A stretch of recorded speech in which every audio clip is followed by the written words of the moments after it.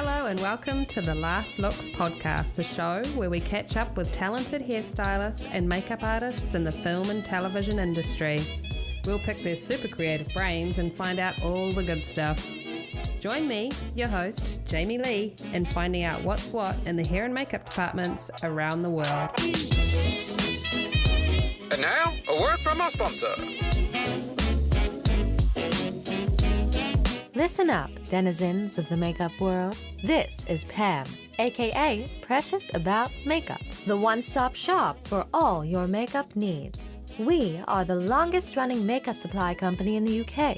We offer same-day, next-day, and international shipping from our store in West London. We have a wide array of SFX, hair, beauty, bags, and costume supplies. P.A.M is the only place you need for all your kit essentials. With brands like PPI, Telesis, Skin Illustrator, Dave Stoneman, Mac Pro, Ben Nye, Creolin, My Kit Co., and many more. P.A.M is staffed with a knowledgeable and friendly team. Find us at preciousaboutakeup.com, and listeners of this podcast can enjoy 15% off the entire range of P.A.M goods on their first order. Use code LASTLOOKPOD at checkout. P.A.M Makeup, by makeup artists, for makeup artists. And now, our feature presentation. Today on the Last Looks podcast, we're catching up with now retired hair and makeup artist Fae Hammond. Fae has had an incredibly impressive career with such a variety of projects under her belt. Fae's start at the BBC supplied her with amazing training, but also provided the perfect launchpad into a freelance world. I'm so inspired by Fae's career, but also her knowing when and how to retire. That is definitely a subject we all need to think about at some point. Pictures up, last looks, rolling, and action. Welcome to the Last Looks podcast, Fae. Hi, thank you. Of course. Hey, I want you to finish the sentence for me, okay? Yes, Once upon a time, there was a little girl named Fae, and when she grew up, she wanted to be... a makeup and hair artist. You did? How did you know that? Funny enough, no, I didn't really, but I tell you what I did. I would spend hours drawing hair. I draw outfits. I did draw a lot of sort of fantasy creatures and, all sorts of things, hairstyles. So I did start very early, sort of sketching, outfits and all the rest of it. So it was sort of very much, obviously, in my brain that was something that I could do one day. You're kind of designing characters. Yes, it was weird. I mean, I literally, like my son did trains and things, and now he works for trains. I did that's people. interesting. But they were always quite floaty and princessy and magical and sort of labyrinthy, so there you go. So how does that then, you get into being a teenager and high school and all that kind of stuff, and people are saying, what are you going to do when you leave school, Fae? How do you make decisions and how does it go from Well, here? I think what it was with me, I actually wasn't, the job I also thought I wanted to be a dietitian, but I actually wasn't clever enough. And so I got very involved in sort of theatrical, I went to a great school and there's a lot of drama. So I got very involved, fashion shows, dramas, and I was definitely behind the scenes. I never wanted to act or be in it, but I was really happy behind the scenes. And then how did you figure out hair and makeup? Which came first, makeup or hair? Both, to be honest. But what happened, there was just an ad I don't know quite, I think I remember watching some titles on some BBC productions and thinking, well, that job really does exist. And I think just a bit of luck somewhere that I had the opportunity to go and look around the BBC, which of course at the time was the biggest thing in almost the world as far as television. Yeah. Huge. And so I had that opportunity, and somebody there suggested that I got the Stage magazine, which was this rather really old-fashioned sort of magazine that's been going for some years, which covered all kinds of sort of theatrical pursuits and crits and all the rest of it. But that's where the job was advertised. And so they said to look out. That's where there'd be, if there was a job in the makeup and hair department in the BBC, they would train us. And so you applied to be trained. And that's where I saw the advert. And it was so funny because you had to wait till you were 20 and a half. And I remember trying to fill that time in between a tiny bit of art school. I then worked in the Opera House in Covent Garden in London, did a lot of costume stuff. But I knew that for me, what I really wanted to do was have that opportunity to train as a makeup and hair artist. And amazingly, even though I hadn't really done anything, the interview went well, and I joined the BBC and did my 3-month course. And that then led on, if you passed that, you then went on to do a 2-year apprenticeship, which, to be honest, was the best thing ever, because being an apprentice in a hands-on job was the only way forward. Brilliant. We were very lucky. There's a whole gang of us, like Morag Ross, and a whole bunch of us who had the same wonderful opportunity, which... It was like a great stepping stones, often many of us were at the BBC for some years. Yeah, it's an incredible way to start. I just wish there was more of it now, or any of it sadly, well, that's the thing. For me, I mean, they're marvellous, some of the courses and the university courses, but that thing of actually being in a trailer and learning, often, obviously now it's trainees, but we learned literally everything. We weren't really allowed to touch a makeup brush for the first 6 months, and you'd sort of gradually watch the goings on and, doing all the minimal tasks, but just things like, cleaning your rollers and cleaning brushes. But just being in that environment, I found was really, really beneficial. Absolutely. That age cracks me up, that it was 20 and a half.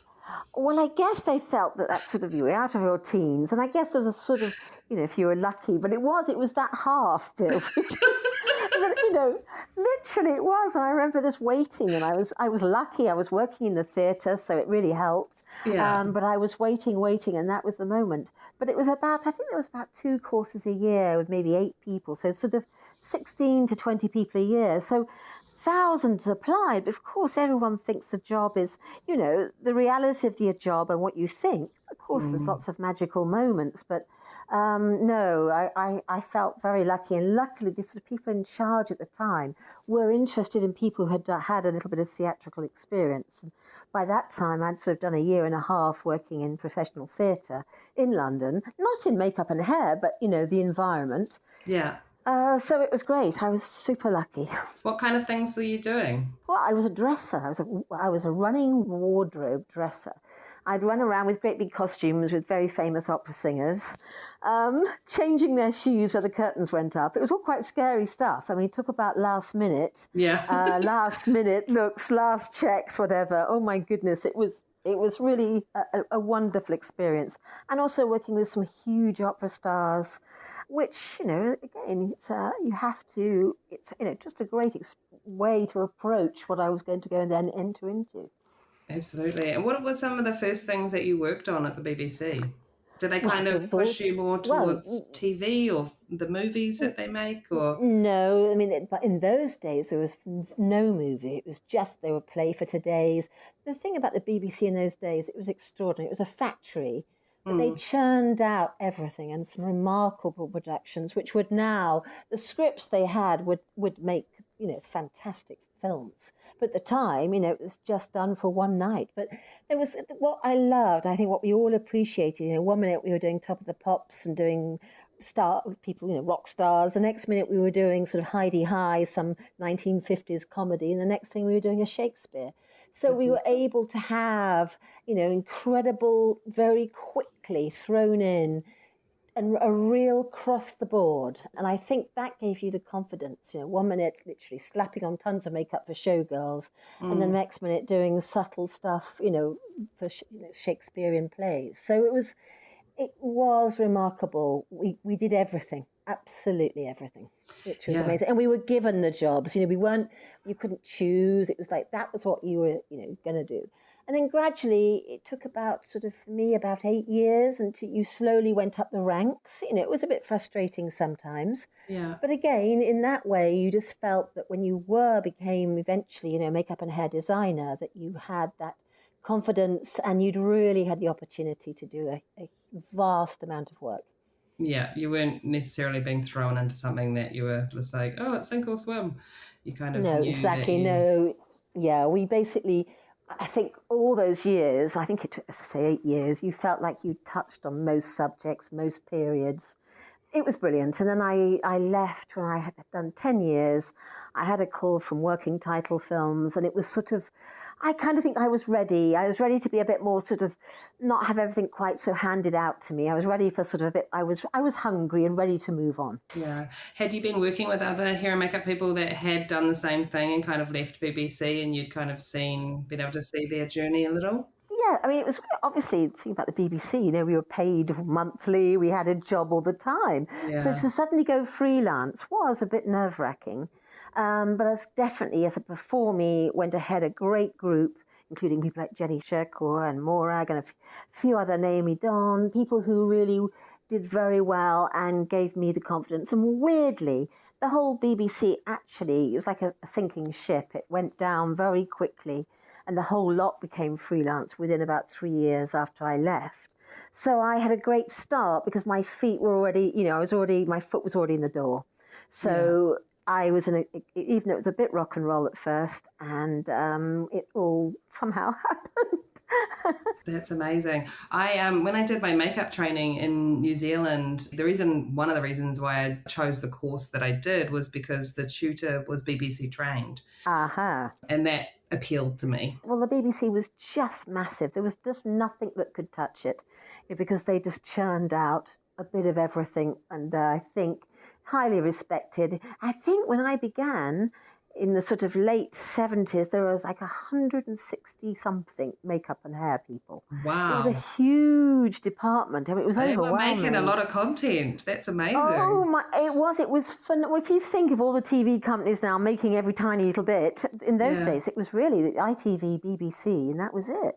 So it was an amazing, I felt very lucky, and it was a time of change, and everything in those 10 years for me was a real big change with products. And then, as I say, as you gained your confidence, you were asked then to do certain things, and then you could choose your staff. It's all of that. It's not just makeup. It's that thing of management, budgets.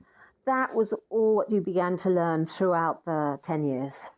And they don't have any of that anymore. No. I mean, heartbreaking. I think that 10 years afterwards, sort of into the early 80s, that was it. It all fell apart, and a massive loss to the industry, because then that's when all the sort of makeup schools, the sort of London School of Fashion started doing all their courses, because there was no other way, which also meant paying. I mean, we were all so lucky, so they paid us. Not very much, but, we got paid, which was amazing. Was the BBC, was that government owned or was it privately owned? No, it was government owned, and I think, damn it, I think it still is. I mean, it's the British Broadcasting Company. Yeah. I know they've had their ups and downs, but the money is people pay per month, and it's a paid, it's a government run thing. God, absolutely. It's so impressive that it worked for it was. It was a real, I think the sort of 70s, 80s was a real era. And as I say, the quality of the productions, phenomenal. As I said to you, a play for today, a Saturday night slot written by brilliant writers, and a piece that would really make a major motion picture. Yeah. So that was the quality. It was really out there. And how did you find that transition over into the outside world of BBC? So it was, and there's no doubt about it. It was pretty scary, because it was, the next job you either had to find, or someone had to have said something good that you got the next call. And it took a while. And in that, I had my son. So I was only sort of 2 years freelance when I had my son.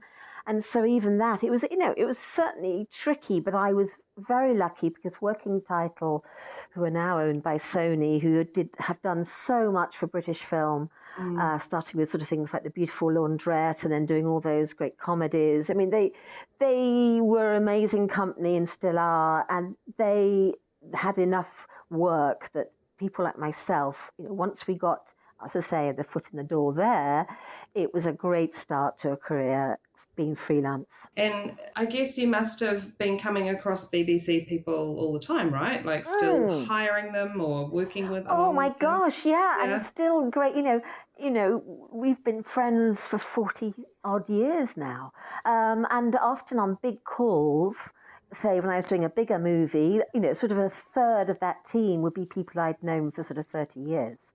A lot who went freelance in the end, and they were all out there. And of course, amazing people, Jenny Sherkle and Morag Ross, a vast amount of brilliant makeup artists who went on to do, to be very famous, win Oscars, etc., etc. And that was also an interesting time, of course, because film had been two departments, as it is in America still. But in England, in the early film days, it was two departments. But I think what happened, that they took advantage, that the companies took advantage of the fact that us ex-BBC people were trained in both.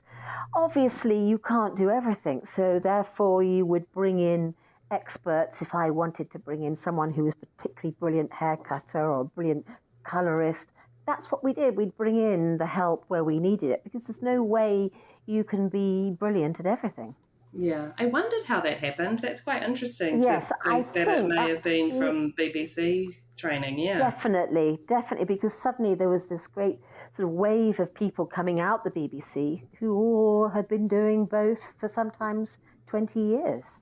Yeah, and I mean it's the same in New Zealand and Australia as well. Most people do both, and then if you need something more specialised, someone will come in to do that. Yeah. Oh, that's so interesting. Do you think it's going to start separating again, like how we work in America? Or? Well, it certainly began to happen in England, of course, because all the big American productions that have taken advantage of the big studios, the tax situation, the amount of very capable people, the ability to sort of cover Europe and the rest of the world.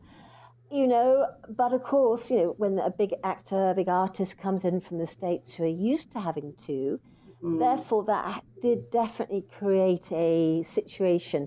But again, that's how it is. I think we all respect other people's work, that if you just do hair, fantastic, or you just do makeup, or you can do both.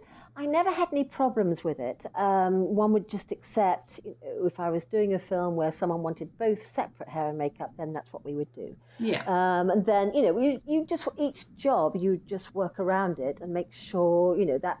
But I don't, to be really honest, in my 30 years being freelance, very rarely did that situation arise. We just generally, because I didn't do very big budgets until the latter days. I was very comfortable doing smaller British films where, of course, they were delighted to have both makeup and hair, as one, I'm sure. I think I love the idea of doing both, but when I moved to the States, I needed to choose one or the other. I was a little bit heartbroken, but I mean, as time goes on, you just find your place and get used to it. So I'm just I'm going to have to refresh my makeup skills when I go back to New Zealand for sure. Well, that's just what happened. That's it. You have to just, that's the way it is. As I say, as big American films rolled into United Kingdom, it was like, okay, we'll follow this way. We'll work it this way. You just make it work. It wasn't easy initially, but then you understand sometimes why. There's reasons behind everything. Absolutely. And so, I mean, you do have such an impressive resume of films. Just looking through your IMDb, it's very cool. Everything also from shows that I watched when I was younger, like the EastEnders, and I remember Mum really loving Alexi Sale, and there's Grange Hill. Like, oh my goodness, well, that's amazing.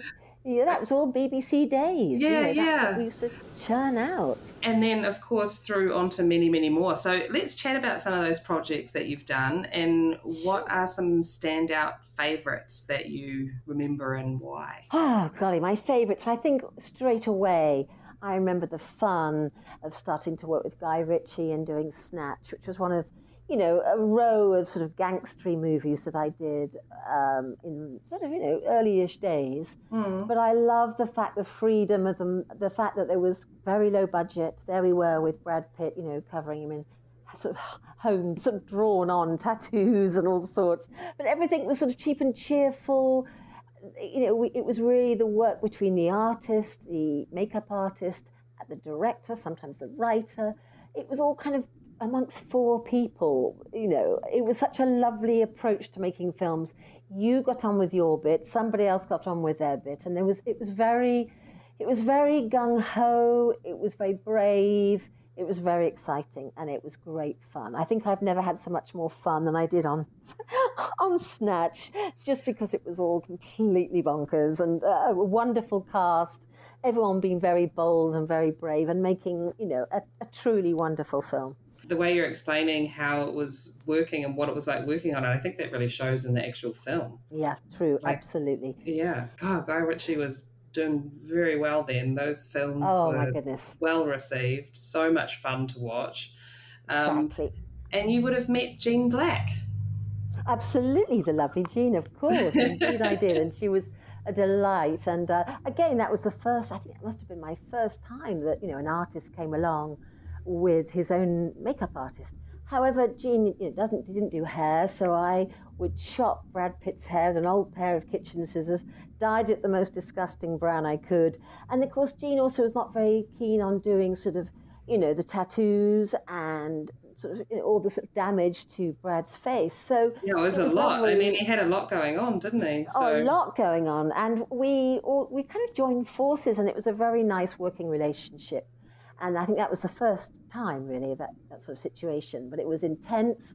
But, we literally had no money, no time. And I remember things like Jason Fleming, for example, he was cast the night before we started to shoot. And I remember dragging out a wig I'd had in my sort of big stock bag of old bits and pieces. Yeah. And literally putting it on Jason and thinking, being a sort of playing an Irish lad and thinking, yeah, this kind of works. And then the genius of sort of Guy wandering into the trailer just about before we were about to start shooting, saying, yeah, Faye, I love that, but hey, let's just slick it all back. And that was wonderful, because there he was. He came at the right moment, slicked it all back, and we made a character which to this day, one of my favourite mullets on film. We all love a good mullet. Well, I hope we do. Everyone should appreciate a good mullet. Yes. So that's what I loved. I love that hands-on, something happening literally on the moment that was going to go on screen half an hour later. I really have always, that challenge to rise to that has been I guess that's what kept me going and what I love more than anything. And the films that I worked on, which were like that, were for me always thrilling. Yeah, absolutely. Never a dull moment. Absolutely. We laughed. We had fun. I think that I did feel towards the end of my career that fun had sort of slightly gone. Obviously, the more money you were involved, the more bigger budgets. It was not quite the same. Whereas, filmmaking is hard and you spend days and months together. And I think that it's really important to be able to sort of all be able to share and, have a laugh every now and then, that's for sure. Absolutely. And I think, so going from Snatch and then, I feel like aesthetically it's very different as Pride and Prejudice. So yes, that was a huge break for me, and it was all to do with Gary Oldman's film, Nil by Mouth, which again changed my career because the film was incredibly well received, a very, very grueling film, an extraordinary stage in my career to work with someone like Gary Oldman, who was an actor I'd admired forever. He's amazing. But his work as a director was something else. And that film was incredible. And I remember it was Joe Wright, who then went on to direct Pride and Prejudice, had seen, obviously, it was so well, very well received. He'd seen that film and was amazed that Kathy, who played the beaten-up wife, could then look pretty. And he said to his production people, I want, whoever that was who created that, I want to meet them for Pride and Prejudice. And so I was very lucky because also someone had pulled out of Pride and Prejudice, so there was a window. And not in a million years did I ever think I'd get the option to do it. And when I met with Joe Wright, it was wonderful because both of us, having been a very famous version of the story a few years back for the BBC, we felt very excited about doing something very refreshingly different, very, yes, period, but being very just untamed, being as real. And that was for me a wonderful challenge because that was just really up my street. I'm a realist, and for me to sort of do hair and makeup, which was very representative of the real period, as opposing to all the perfect curls and the wonderful work. But the way we approached Pride and Prejudice together, and all the actresses and actors and my brilliant team, we were able to, I think, bring a lovely, refreshing quality to a piece of beautifully written work. Yeah, it's. I just find that I don't know. For me as a viewer, if there is that realness to it, I find it a little more relatable. I think if it just seems so far from anything to do with me, I get a little disconnected. So it's nice to just see that realism in there, and the hair is more touchable and moves and. Oh, absolutely. We banned. There was, we did every technique. The rags. We did everything. Plaits to sleep in. The girls all grew their eyebrows out. We used to pinch their lips and their cheeks for colour. Wow. Except for the odd continuity spot. But we let it all come through. The girls sweated when they danced, hair flopped about. It was a really lovely film to do. And Joe, it was one of Joe's his first big film, really. And he was so, with us, it was marvellous costumes, and everybody was on the same page, which is what a great film is all about. Oh, absolutely. I want to go in another direction again, because I feel like you've just got like everything. There's such a variety of projects. That was the fun. I didn't have an agent ever.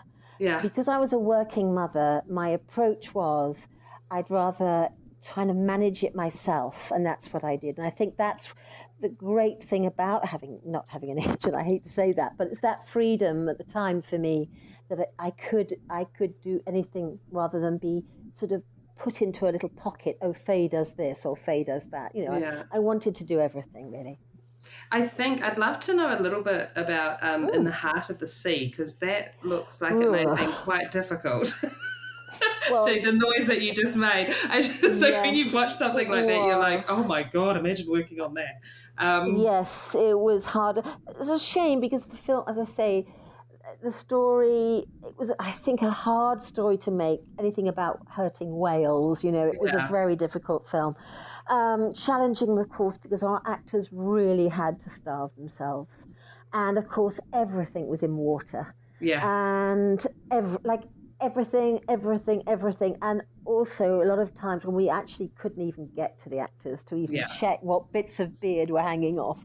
I've never been so waterlogged. It was incredibly challenging because, as I say, the sheer amount of water, both real out on the real sea and, of course, in the tanks at big studios. And but again, a brilliant director, Ron Howard, who I'd already worked with on Rush, and someone who really did try and help us, and when he edited would help if there's anything falling off. He understood we were given the brief that, obviously there were times we just couldn't get there to make sure what was going on. The actors were brilliant. They would kind of do checks on themselves when they were sort of, we'd be whizzing around in boats and trying to get to them, and it was challenging, that's for sure. But sadly, as I say, the film, didn't do as well as it should have done, really, and a lot of the work, I always think there was so much work. By the time that the last stage of the actors' sort of distress and being shipwrecked and sunburnt and all the rest of it, and there were long makeups, and we all both did like 2 makeups every morning, so it'd be a 4 o'clock start, and then to make sure that hair and makeup stayed on, in all those conditions. We were filming on an island, sort of Tenerife sort of type of island. So it was not just the water, it was also hot. But also the actors were, almost emaciated. They couldn't eat, so their patients, most of them would fall asleep during the makeup call, which is probably a good thing. Yeah. But it was, it was tough. It was definitely tough because that amount of water, however many brilliant products there are now to help with water, it is not easy keeping all that facial hair on. And of course, we couldn't grow their real facial hair because we then would cut back the next day to them sailing off on their day one, So it was, continuity-wise, we were definitely having to put the work in. But I had a brilliant team who all did their absolute best. And I think we just we got there in the end. Yeah. I think there's just, the films come along every now and again and you watch them, and as with the background of makeup and doing hair, I just watch and go, oh my goodness. Yeah. That It must was, have been rough. And I yeah. know just, with water, and I'm not a water person, so also that would have added to my if I was on something like that. Yeah, well, just so much getting into the challenge. boats, everyone getting from A to B. Weirdly, of course, it wasn't long before that I'd been doing Life of Pi, which Right. again was all water. So I kind of felt like, I certainly did my watery days, that's for sure. Oh my goodness. What was Life of Pi like to work on? Amazing? Oh, I mean, amazing because A, the book is amazing, and I never thought that anyone could try and make it, but also to have the extraordinary pleasure of working with such a blooming genius. Ang Lee, for me, the days with Ang Lee, I'll never forget. It was a journey like no other. It changed, it was very life-changing. We spent a long, long time abroad. We were in Taiwan. Again, it was hard and long. We were 3D, shooting on 3D, which again, very difficult. The time it took to set everything up. And also we had a young, actor who, 17 years old, huge diets, trying to keep him safe and comfortable. And at lunchtimes, he used to go off and sort of run around tracks, sort of, in 100-degree heat, with a truck behind him trying to, pull weights. He'd come back in for after lunch checks and the makeup would be most of it on the floor. And it was to have to patch that up every day. Yeah. I worked for, there were 4 of us would work solidly on him night, whatever time we'd start in the morning. Because, again, that thing of one day he was pale and chubby, the next minute he was all skinny and dark, and wild. And also that thing of making it not a horror story, the reality of what he would really be like as against to that sort of slightly spiritual, sort of dreamlike quality. When we did all the tests, initially it was all too much, someone with scaly skin, especially on 3D cameras. In the end, it was completely... We used no prosthetics, hardly at all, bits and bobs, little bits and pieces, but literally everything was, light and shade. It was all painted on. And I had a brilliant painter, Robin Pritchard, who's brilliant, and he would do all the paintwork. I would do the hair and the face and layers and layers and layers. Again, those layers had to stay on as much as they could. And again, a lot of water. Oh my goodness. So when I started Heart of the Sea, it was kind of like, here we go again. Yeah. At least it's not 3D, but of course there was not just one boy, there was sort of 30 guys. Anyway, there we go. I had a brilliant team, and that's the thing. The team, and again, that's where your work as a team is so important, because you can't do it without them.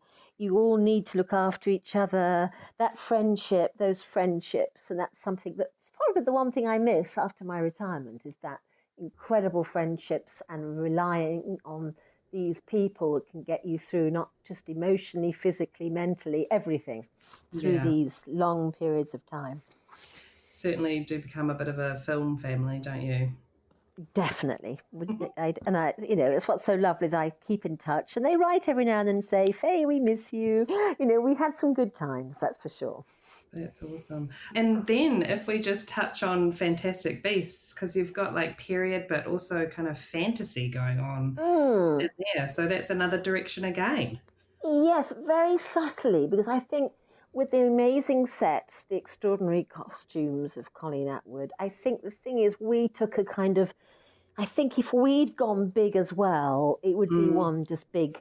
You have to find where you fit as a department. And I remember on the first one, it was all American set and everyone was rather slightly, but we kept it incredibly simple, really, kept it light.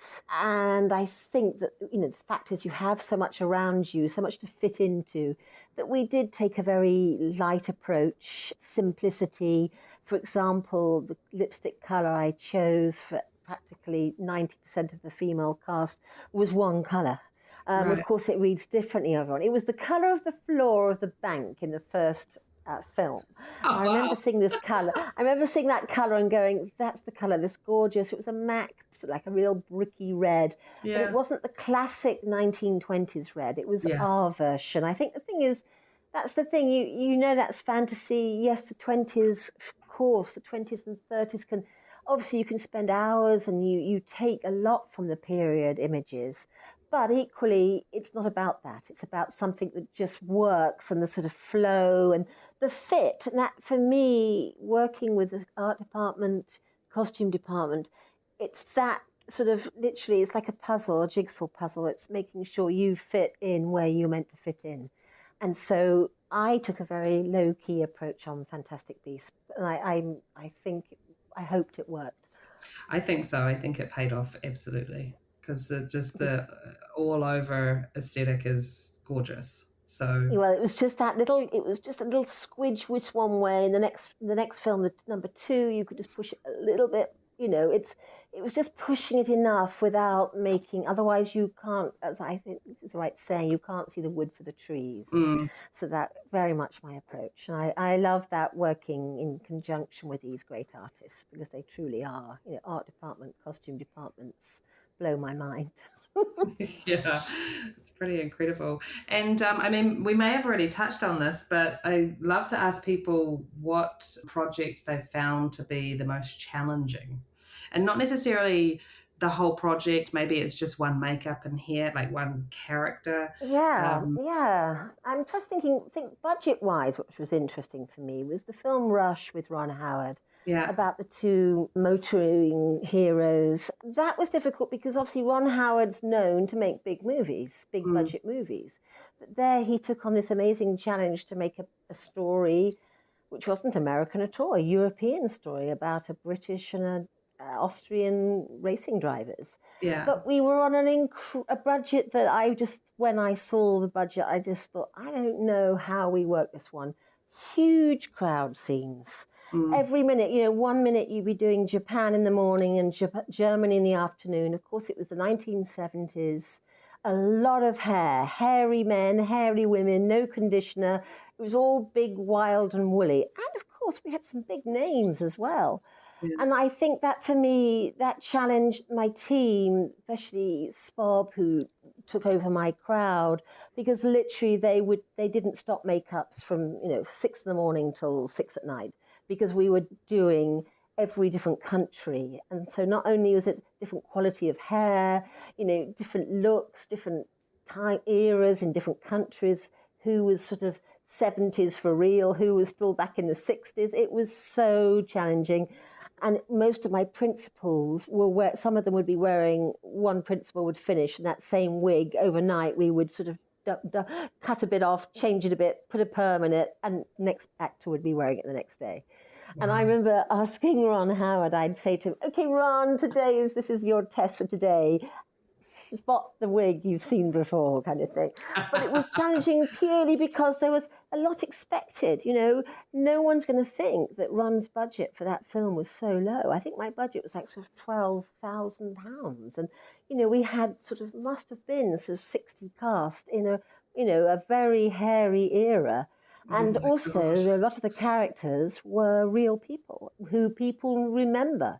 So that was, yes, extremely challenging. Wonderful to do because I adore working with Ron Howard, and I've had the privilege of doing that a few times. But challenging because, you just thought, how is this going to work? How can I get enough hair together to do all of this? Oh my goodness. And, I hope that background casting was helping you out a little bit. A little bit, but the trouble, of course, all the extras often, the supporting artists, they would be doing short hair period films, right, which was the big thing at the time. So you would go, oh my Lord. But no, we were helped. But again, it's just amazing what my team could do with bits of acrylic and wigs that you really wouldn't normally think of using. I think too, because of the era, you can probably get away with some, Exactly. That's what we did. Yes, indeed. It was the only way forward. So that, as I say, challenging because it was fast and furious, just like the film. Yeah. And it was, I really, because I knew that the expectations were so great because of having a director. It wasn't some unknown, unknown story, unknown director. It was really out there. A very successful film and a brilliant job done, again with prosthetics. Fantastic. And again, that's so important to be able to have those people like Marc Coulier who can come along and create such genius. Yeah, amazing. And looking back, is there, I mean, this is always hard to do because I think every character or makeup that you kind of do is your baby of some sort, but do you look back and kind of have an absolute favourite character that you just loved creating?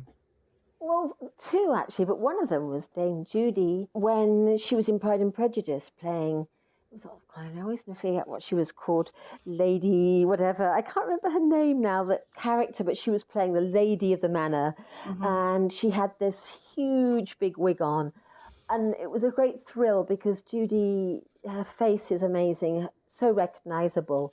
Yeah. But for her little beautiful face, and it was the biggest pile of hair, and it was a piece of I found an old sort of theatrical piece of hair, great big sort of pompadour-y type thing, and then a wig I'd used on another film beforehand, Ladies in Lavender, with her. We used that as the front hairline and then stuffed the back with this great, literally, I used to call it the sheep because it did look like a sort of, it literally looked. But because Joe's, our DOP, the director of photography, the lighting, for me, when I saw Lady Catherine was the character's name, looking at Judy in that, I was always, her face glowing, no makeup, this lovely, beautiful, big pile of hair. And when I looked at it for real, to my eye, I always thought, God, Faye, how are you going to get, is that dressed enough? Is it good enough? But weirdly, sometimes that works. Hair that, I don't know, it just somehow worked. And for me, always one of my favourite. And I loved her in it. And I loved putting that wig on her. Oh, that's Or so two awesome. wigs. Sorry, 2 wigs on her. And what was the other? You said you had two favourites. Yes, the other one was, funny enough, it's such a simple look. It was actually Heath Ledger in A Knight's Tale. Heath was an unknown actor. I think he'd done a couple of small films.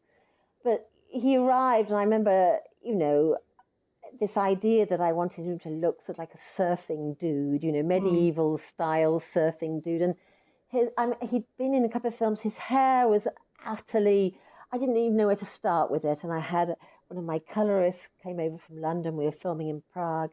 Someone I'd worked with, I said, we've somehow got to get this hair surfy. And when she did her work on it, and then his hair is really tight cut. It was really tight cut at the front and then dead straight. That's his hair. But those daily sort of that wonderful opportunity while I had my makeup called, this young man to me was just so, I thought he was wonderful. He was a young man that really affected me, and I was so impressed by his work and him as a person. But I remember every morning just putting in the oils to try and somehow make that hair kind of become one. And it was just such a pleasure. But a little bit of a light tan, once he got his armour out there on the top of, on the back of a beautiful horse, it was an image that I just loved because it was so contemporary, in this sort of funky film. And again, it was just something that really satisfied me. Oh, that's very cool. I would also love to know, and something that do you remember one piece of advice that's been given to you, maybe earlier on in your career, that has really stuck with you? I think the thing is being able to listen. I always think that I'm quite bad at that. I tend to I'm so enthusiastic. I used to sort of jump into things, and I remember somebody one day just saying, Faye, just kind of listen hard first, and then say it. You know what I mean? I think it's so easy to be so sort of excited by a project, so carried away with it. But it was, I think, a simple thing of just try and absolutely listen to everybody. Right. And then find the place to say your bit, because otherwise it's too easy just to sort of get lost and carried away with it all in the excitement. Yeah. And it was a piece of advice that stuck with me, and I hope I learned, and I hope I did listen. Not sure. Well, it sounds like if you're still remembering it, it probably No, works. It was really strong, and it was a really strong thing, because I think it was my character. Obviously everyone's characters are different, and the way you approach your work, but I knew, I was always very excited. I was very enthusiastic about my work. But obviously, as I say, sometimes you have to just go learn to sort of shut up a bit, and listen. And I mean, our industry obviously goes through so many changes. What do you think's changed most in our industry since you started? Well, for me, obviously, the hugest change was working on film and then going on to HD and working Right. with the new cameras. It was such a shock at first, and I was really upset. And it was the early days. I thought I didn't want to look at an image on HD. I Right. really didn't. I was so in love with film. I was so, it was just so beautiful to work with. It said such a lot. And in the early days of HD, I just felt so much was lost. And I thought for us, our work was challenging enough without putting HD cameras everywhere.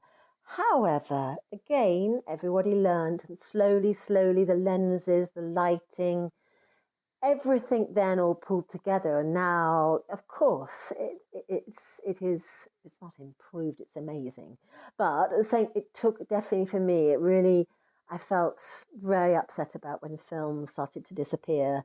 And I just thought we were on a hiding to nothing. But it was amazing how the camera then learnt to become a film camera. Yeah, isn't it funny? It's just, I mean, nobody wants to see anything that crystal clear. No, I mean, no. maybe, for nature documentaries or, things like that. Exactly. But certainly not, I don't want to see that much of somebody's skin. No, it was really hard. I found it really hard to adjust because, it was beginnings, it was sort of like 10 years into my film career as such, and, it was just so beautiful watching lighting and, lenses and learning all of that. And suddenly everything changed. And so it certainly took me a while to adjust. But I felt, I saw stuff at the beginning. I just thought, oh, that's just so unkind. It's so all there. We don't see like that. But as I say, very quickly, the geniuses of the camera world and editing world and everything else,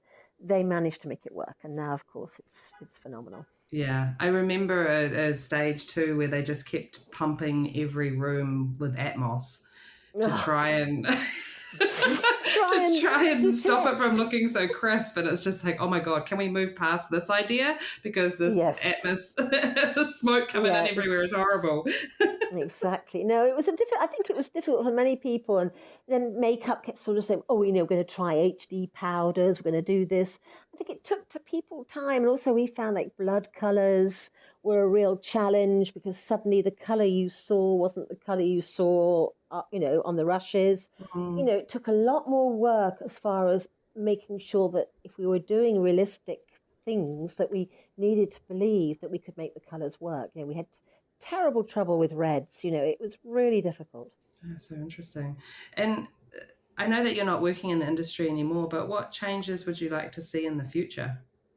Well, the one thing when I left, my big thing, I loved teaching and I loved having young people with me.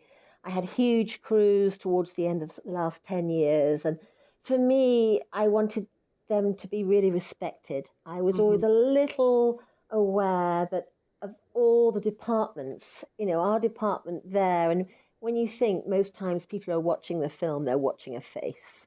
And I always found it really quite a struggle, sometimes the lack of respect for our department. And I really hoping that as I was leaving, which is now, 4 years ago, and I'm just hoping that is getting better. I'm hoping as, I guess, films are more complicated, bigger, it's a very big department. It's a very big job to run a makeup department, a makeup and hair department. Yeah. So, for me, it's that, for me, respecting, each department for what they do. And for me, because we were in my country, in the United Kingdom, it was mostly women in the last 40 years. And for me, I think that was quite tough as a woman, to be a head of department and to get the respect. It was very easy for people to think that the makeup department was, just a little bit of this, a little dab of that. But as you know, it's a challenging department. You're dealing with humans, people, money, time. It's a very, very big job to achieve and to achieve it well. Absolutely. I think just when referring to it as the glam squad or something like that, it's just like, oh my God, are you kidding me? No. Oh my God, I think the worst one, I was filming in America. What do they call us? Vanities? Name. Oh my, that was the word. I was like, hang on a minute. Yeah. This is that for me. I couldn't believe it. Yeah. I just did because for me, I was teaching and helping, young crews come up through, through the system. It was about being bright and learning and education, about because obviously the important thing is that you can talk to anybody. Also, you have to have a brain which not is to think about quick timing, historical. I mean, there's a lot that a makeup artist has to have in their brain, and to me, the word vanity suggests the opposite. So, absolutely, for me, I wanted everyone, every single part of my team, to be as respected as possible. Yeah, that's awesome. And you mentioned earlier that you had a son. I was just wondering, I'm always interested in people's, like, how they tackle the life and work balance, because it's a little trickier in our industry because of the hours. So I'm always curious to kind of know how with that. I don't know how. I look back, I think, oh, how did I do it? What was amazing though, as I said to you, because I was a single mum, and Theo, my son, I had a full-time nanny. We went all around the world together. The first 5 years, he literally was part of my kit almost. He was with me. An amazing experience. An amazing experience for him. He's so easygoing because he's just sort of used to just doing anything, anywhere, with anything. But of course, the schooling, that got hard. Obviously, when you had to have an education. What I chose to do, I would have to say no to certain films. And every other summer, I would take the summer off and we'd spend 6 weeks together. Yeah. So, I had to learn to say yes and no. And sometimes, even though however much I wanted to do a film, I knew that wasn't what it was. But I had the most flexible of brilliant childcare and a very flexible and wonderful son. So I was lucky, but there was many times apart. It was grueling sometimes, but luckily he seems to be fine and has many happy memories. Again, he got very involved.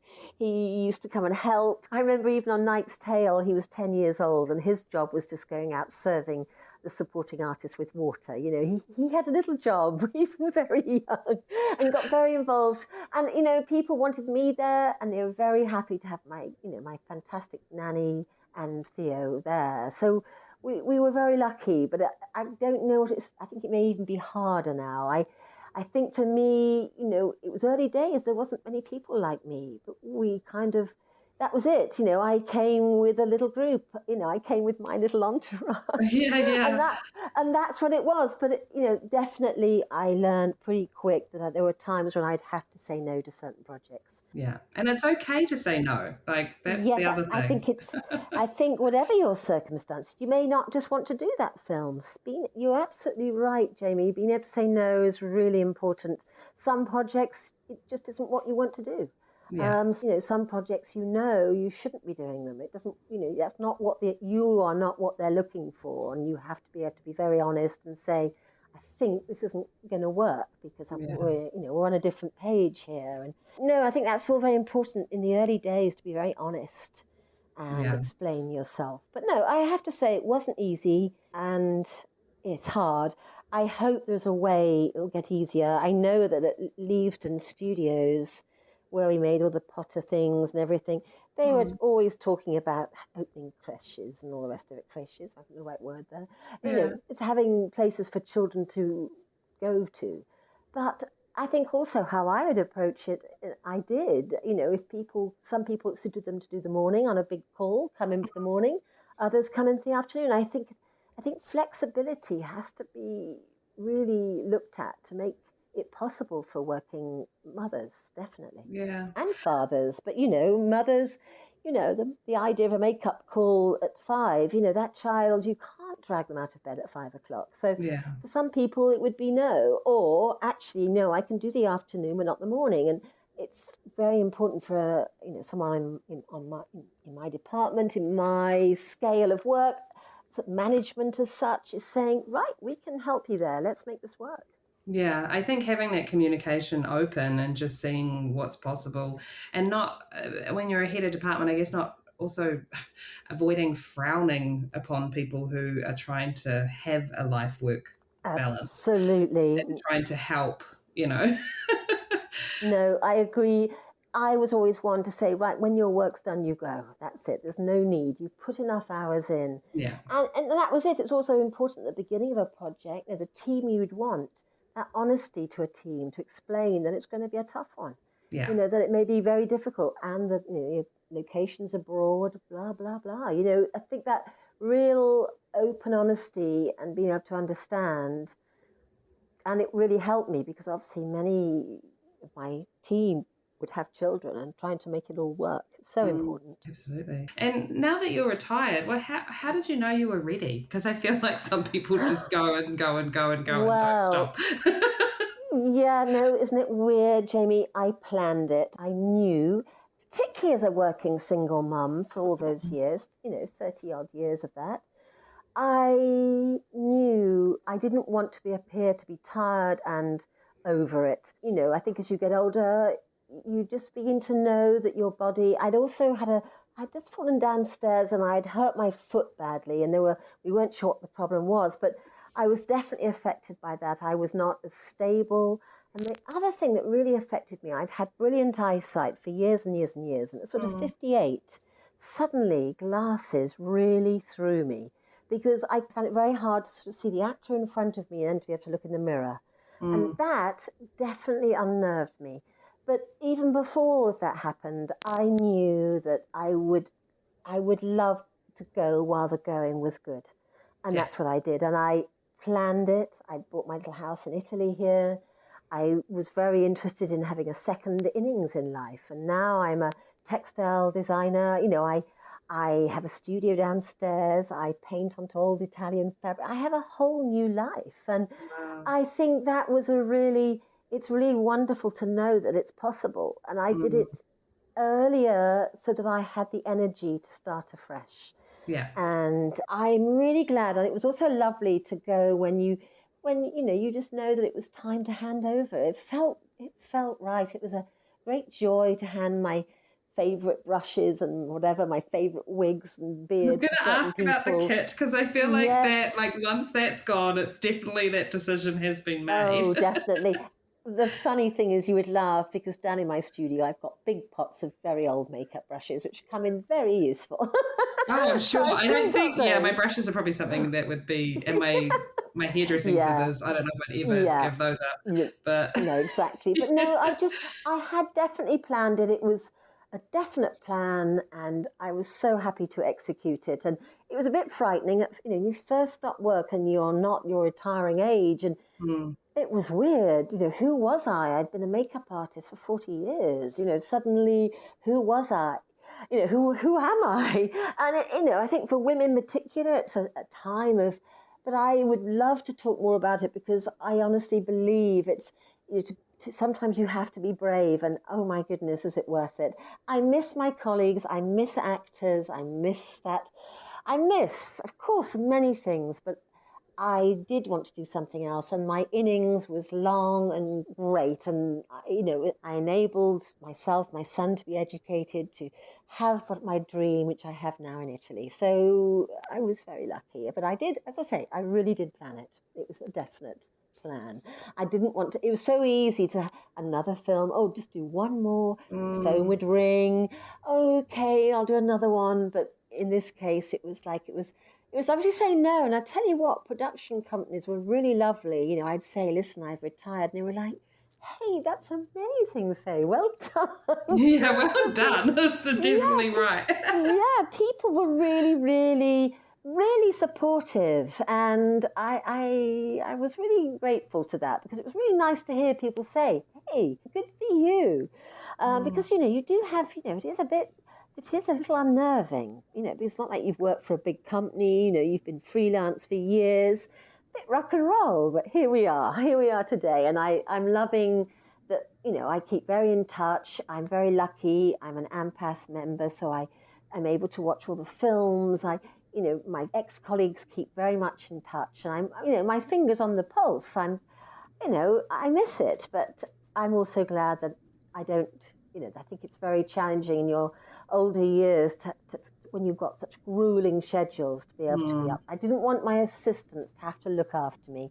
I didn't want my team to have to do all the things that I couldn't do. And that's what I was beginning to feel, that I couldn't run up and down and jump on ships and jump off ships and run down this and, clamber around. It was a bit ungainly by that time.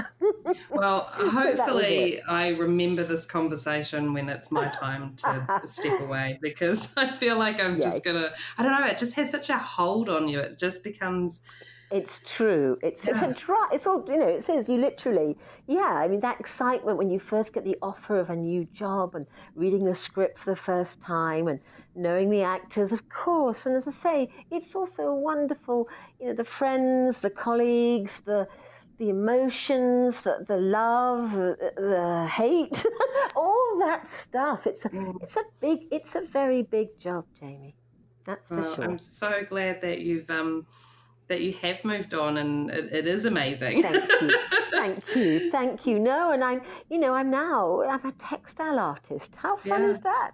That's awesome. I love that you've stayed with your artistry. So that's also... Well, it's lovely because colour, I just find colour, and I love painting. And I think in my latter years in the film industry, because the films got bigger, you became more management. I was actually missing painting faces and doing hair. I missed that hands-on. I found myself becoming more management and thinking, gosh, can I actually fit an actor into my chair because I'm busy doing everything else? So that's what I'm loving now. I'm back to my paintbrush in my hand where I'm really happy. That's amazing. And Fae, for those looking to get into the industry or maybe at the start of their industry, what would you like to tell them that you wish someone had kind of told you maybe? Well, I think obviously if you're going to try and do both jobs, I wish I'd done more basic hair training. I felt like I came in and I sort of ran before I could walk. I would have loved to have a Saturday job and just done a lot more hair, basic stuff to understand hair. I always felt a little bit like I was doing too much down the line without really knowing the basics. So I would always say, particularly with hair, those Saturday jobs, any opportunity to play with someone's hair, practice this, do that, because it's a huge subject, to get that confidence with it. Certainly, it was the one thing about the BBC, you arrived, wonderful training, but, as I say, I just felt that I kind of jumped in and didn't really know the first bit. I sort of missed page one almost. It was a struggle sometimes, but because most of the productions I did were very real, I kind of got away with blue murder, I swear I did. So there you go. But, I would have loved to have... Definitely to enter into the hair world, I would have loved to have had a bit more of a hair background, a sort of maybe intensive courses are great, but I think I'd have loved that sort of, the classic Saturday job would have been possibly a really good thing to do. Yeah, there's something to be said for doing hair stuff with repeating. So absolutely. Of just doing it again and again, the same thing on different types of hair, different length, different textures, so it's definitely absolutely that. Yeah, I felt, as I say, that was the one thing I felt fine about everything else, but the one thing that bothered me for some years, I sort of tried to catch up, but I didn't think, it was something I missed, that's for sure. One more question. Who would you like to hear on the podcast? Oh, my goodness me. It's an amazing thing. I think what would be interesting is perhaps to find someone who's, either not at the beginning of their career, but who is really the opposite end to me. And there's someone called Sharon Martin. I'm sure you know the name. I've spoken to Sharon. You have? Really? I have. But quite early on, though. So it was a while ago.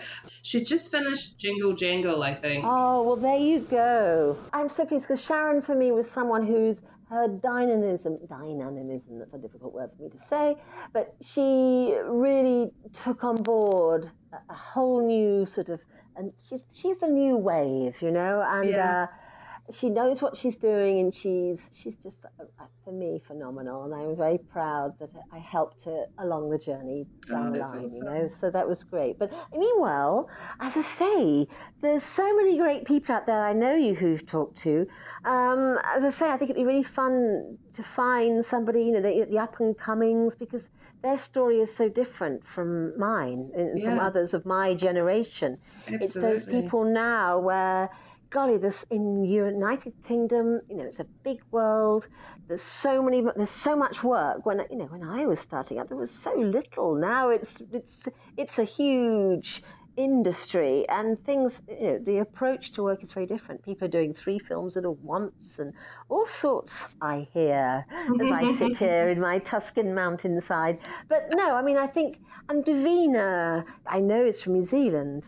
Davina Lamont, yeah. Yes, and again, she's such a trooper, and someone again who is the beginnings of a massive career, a very talented makeup artist. Fae, I just want to thank you so much for your time, and I have thoroughly enjoyed talking to you, so thank you so much. Thank you, Jamie. I hope I haven't babbled on too much. Never. But I think it's been really nice, though, that we've touched perhaps on subjects, about retirement, about working mothers. It's just so important because, it's all very challenging stuff. So thank you for asking me more about it. Really, really good. Yeah, thank you, Jamie.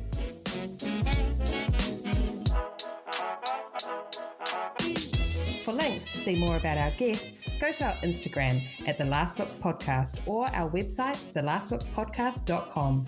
If you want to keep up with new episodes being released, be sure to subscribe through Apple Podcasts, Spotify, Amazon, Google Play, YouTube, or any podcast streaming platform.